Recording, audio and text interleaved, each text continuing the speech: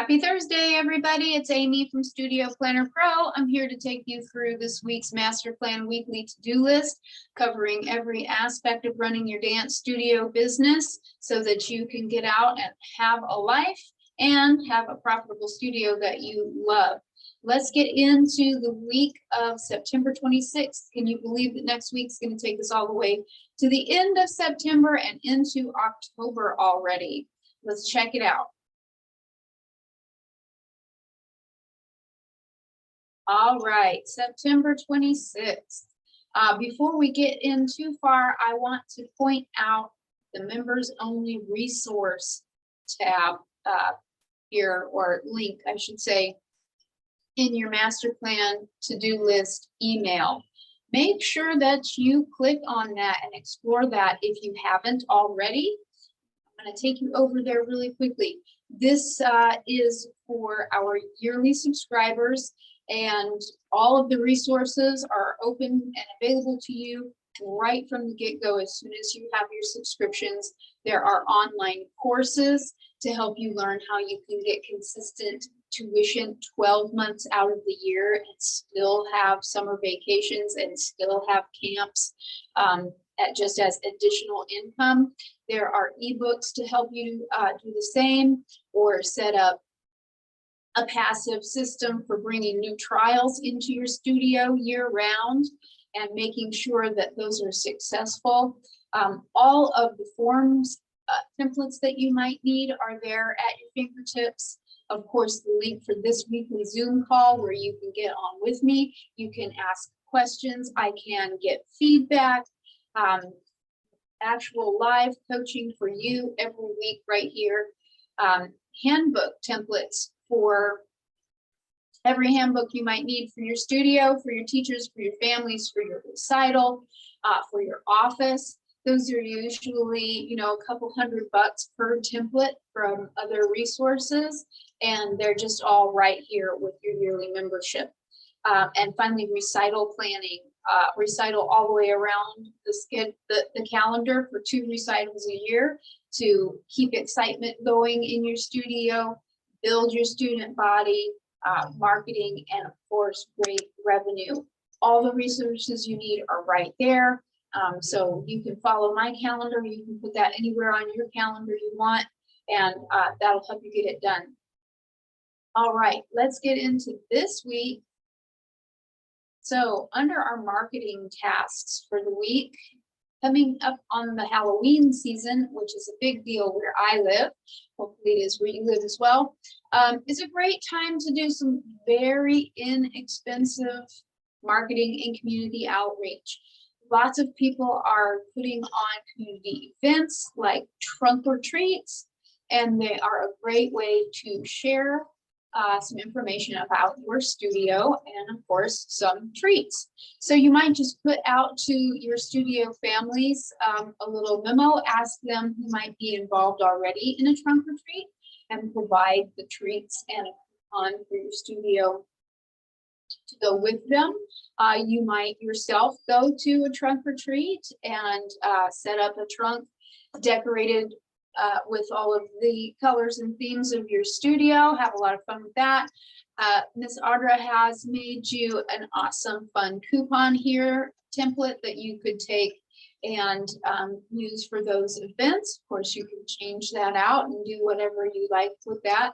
We find that a free week of classes is a great way to pull new people into our studio, and it's great for us because we can make sure they get into class that they'll be happy in, and they will stay in, and they will do well in. Going back over to our email, coming over to our team section, always striving to communicate with our team about the things we're working on, about our goals. So make sure that we're talking to them about our trunk or treat, seeing if any of them are involved, if they'd like to get involved with us.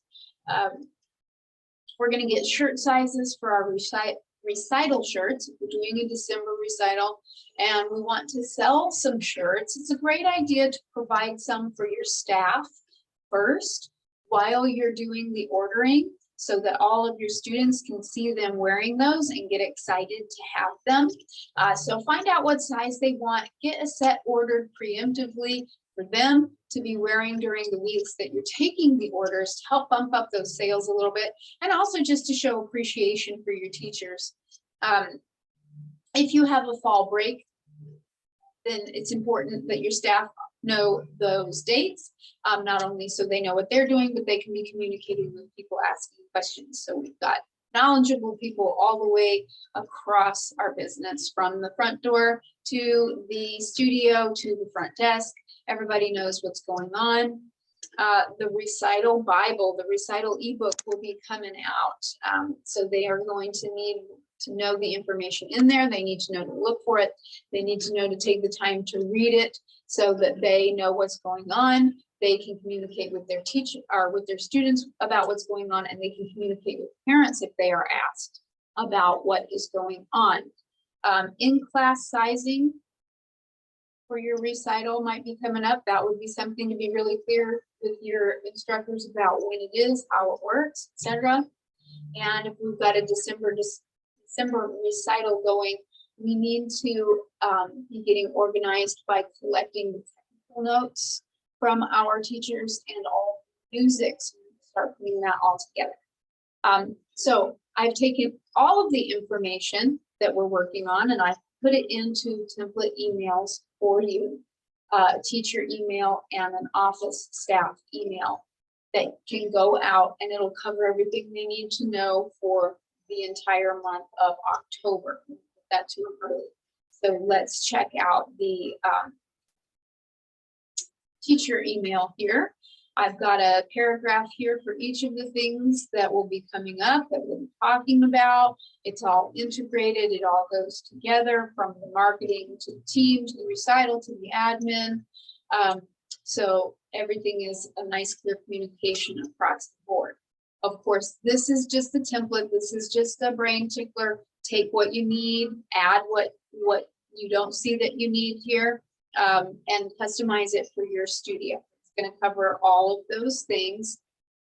In addition, if we've got a deadline coming up to join recital classes, make sure that our teachers are in the know about that. We've got our trunk retreats, our recital shirt sizes, our fall break dates, information about the recital book. Also, Halloween costume week, if that's something that you do at your studio. Maybe you have additional fun stuff around that, like bring a friend that week. Whatever it is, make sure your teachers know and make sure that they're ready to answer questions about it as well. And then recital deadlines, like getting those tech notes and music tracks to you, and exactly how to get them to you, when you need them by, where they go. If you're using the spreadsheet that we've provided, it details here exactly where they need to put that information. And we're going to hit that in just a minute. All right, coming over to our office staff email, a lot of overlap here because it'll be pertinent to them as well. So they need to know the deadline to join the recital classes, and then what, right? So if I've got trials coming in past this deadline, all right, I do a December recital, so I have an October 1st cutoff for joining recital classes. However, my enrollment is year round. So what I'm going to do with these people coming in and trying is I'm going to secure them a spot in classes to begin in January. And if they're young enough that they fit into one of my recreational groups, I'm going to get them started right away there so that they have something to do so I don't lose them in the meantime. So we'll get them signed up for a January class, either in the class if there's room or on the wait list if there's not. And then that way we can be continuing to enroll people all year long. Same gets closer to our spring recital with our cutoff, and then waitlisting and enrolling for the season. All right, we're going to reach out to them about our trunk retreats as well. See if any of them want to represent us. We want to get those treats and coupons out to as many of those as we can.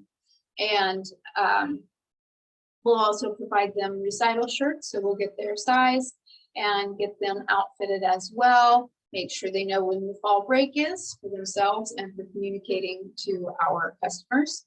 And they also will need to be on the lookout for that recital book and take a moment to read it. Now, that is not to say that they have to take the time to answer every bit of minutia that is asked about that to every parent. They can definitely say, you know, that link is right there on our homepage and take them to it.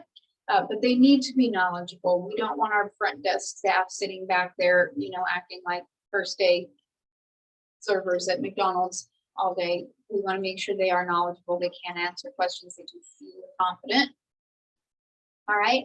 And they'll need to be able to answer questions also about anything you're doing around Halloween. Also, are you open or closed Halloween? That would be important to know as well. All right, going over to our office admin. If you haven't already, take a moment, really, it will just take a moment to set up recurring tasks, things that happen monthly, on a monthly basis or on a weekly basis, so that those are on autopilot and you are not having to think about those anymore. Here's a quick little checklist of things that you should consider setting up on a regular basis to run on their own, and maybe a good time of the month that those should happen. The most important, of course, number one, first of the month, automatic payments. And we will be doing that this week as the week bring us all the way to the end of September. So we'll collect automatic payments. We will run an overdue report right away. That's kind of a good way to do an audit on those.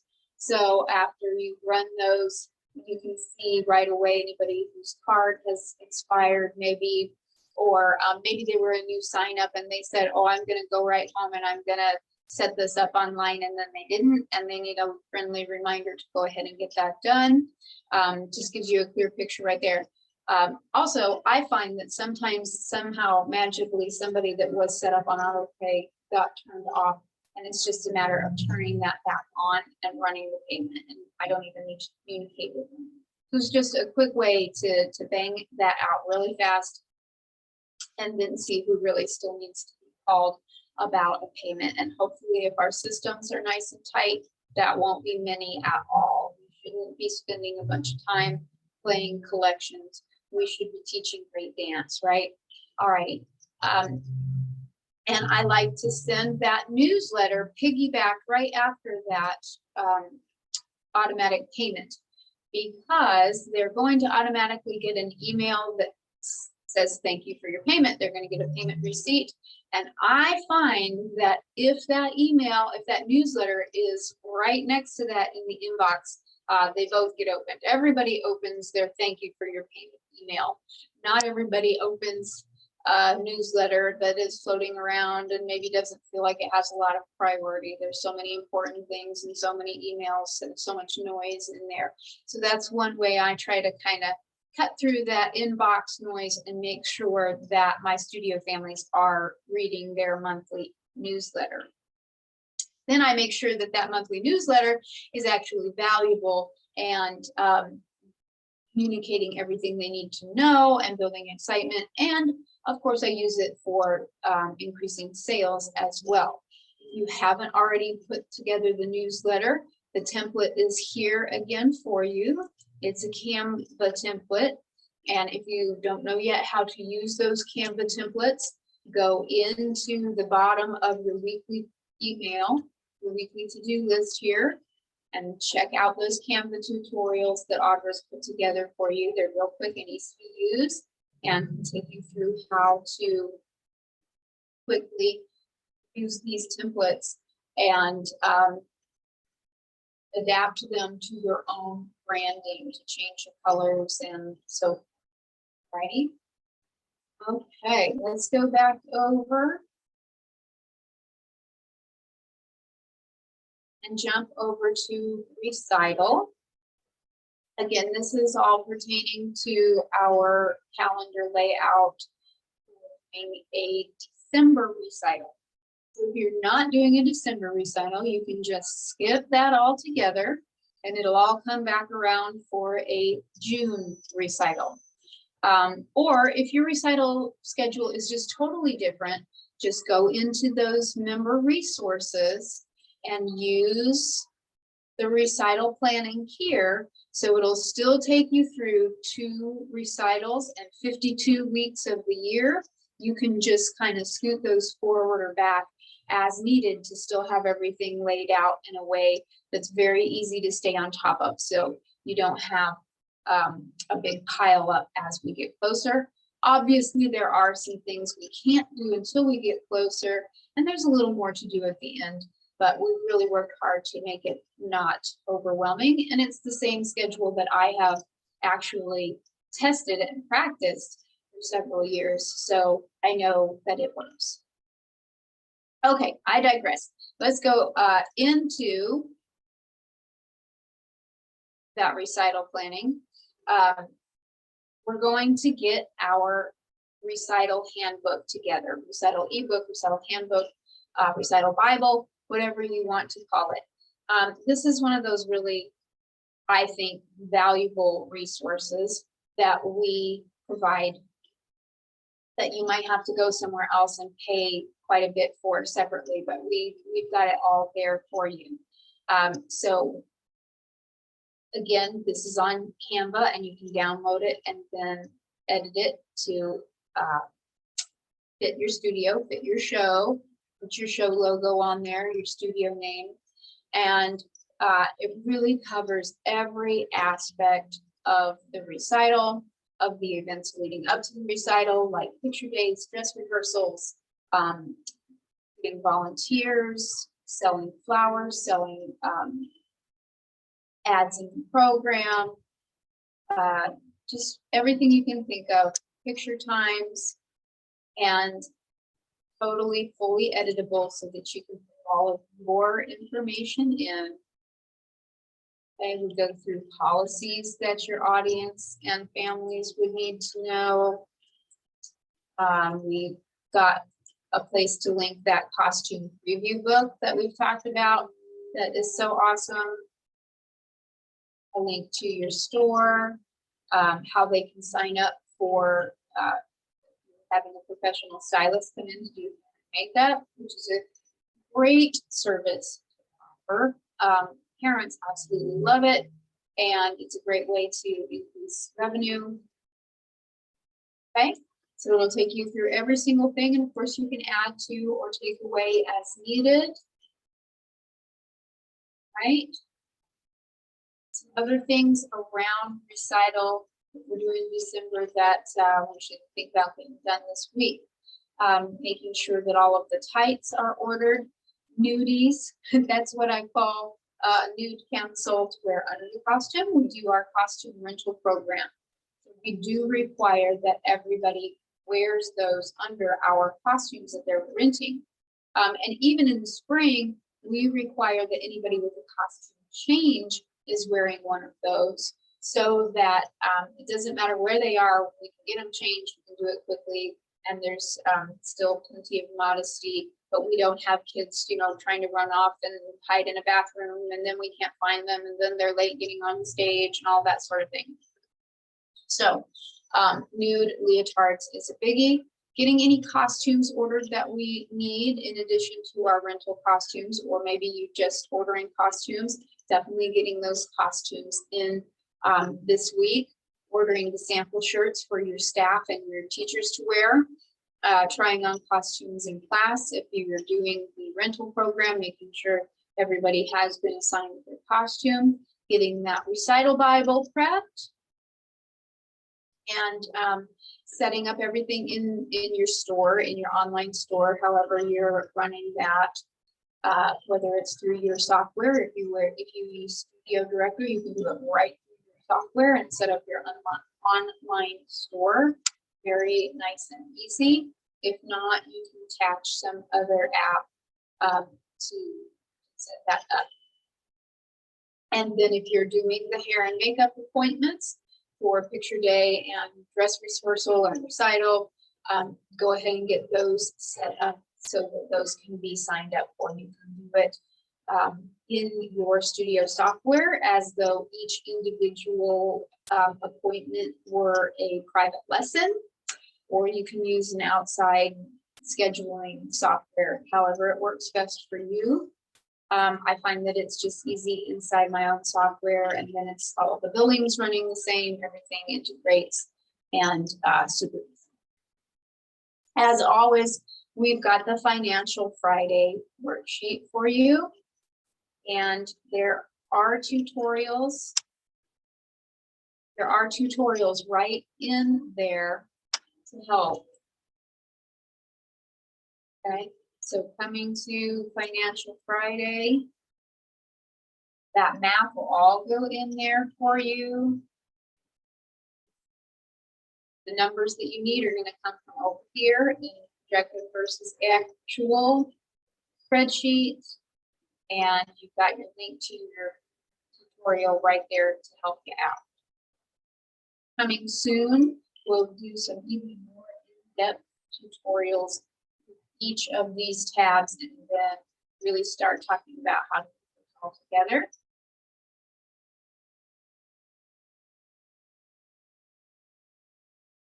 Good. All right. And let's come back over to self one more time. So we've been talking a lot about taking time to improve our skills, both in the business side and the teaching side and self-improvement side. Sharpen our skills, be a CEO of our business, be a good steward of the responsibility that we've taken on. And there's a